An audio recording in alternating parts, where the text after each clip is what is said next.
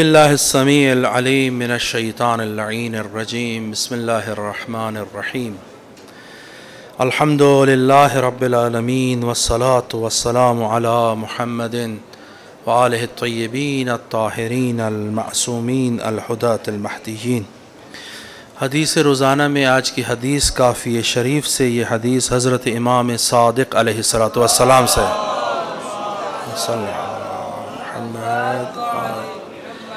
امام صادق فرماتے ہیں ان فی کتاب امیر المؤمنین صلوات اللہ علیہ اللہم صلی علی محمد وآل محمد ان المدحۃ قبل المسئلہ۔ یہ اس حدیث کو امام صادق علیہ السلام کتاب امیر المؤمنین علی ابن ابی طالب علیہ السلام سے نقل کر رہے ہیں۔ تو یہ کون سی کتاب ہے؟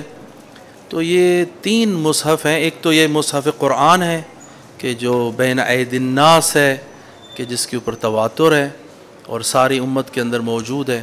ایک مصحف فاطمہ سلام اللہ علیہا ہے، اللہم صلی علی محمد وآل محمد۔ اور یہ کتاب امیر المؤمنین علی ابن ابی طالب علیہ السلام ہے۔ یہ قرآن نہیں ہے۔ کچھ مخالفین شیعہ ہم پر شیعیان علی ابن ابی طالب علیہ السلام پر غلط نسبت دیتے ہیں کہ ہم قرآن کو نہیں مانتے، ان کا کوئی علیحدہ قرآن ہے۔ ہمارا وہی قرآن ہے کہ جو بین ایدی الناس ہے، لوگوں کے پاس ہے، جو قرآن ہے جو تواتراً جیلن بعد جیلن نقل ہوا ہے اور لوگوں کے پاس ہے اور آپ لوگ پڑھتے ہیں۔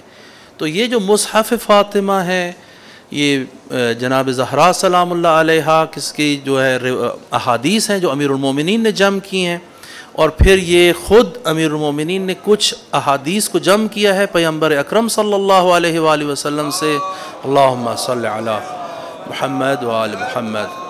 تو یہ کتاب امیر المؤمنین کے طور پر یہ 2 کتابیں یہ عموم لوگوں کے پاس نہیں ہیں، یہ اہل بیت علیہ السلام پر کے پاس ہیں اور خزائن عصمت کے پاس ہے۔ یہ جو حدیث ہے، اس حدیث کو امام ششم کتاب امیر المؤمنین سے نقل کر رہے ہیں، اور اسی قسم کی اور بھی احادیث نقل ہوئی ہیں، تو ضروری تھی کہ یہ وضاحت میں کرتا۔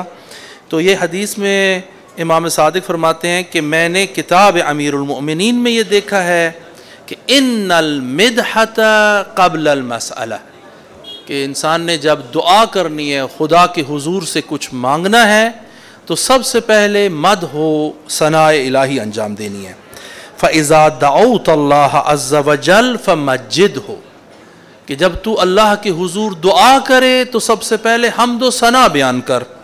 قل، تو راوی کہتا ہے کیف امجدہ، میں کیسے حمد و ثنا بیان کروں، مجھے حمد و ثنا بیان کرنے کا طریقہ بیان فرمائیں۔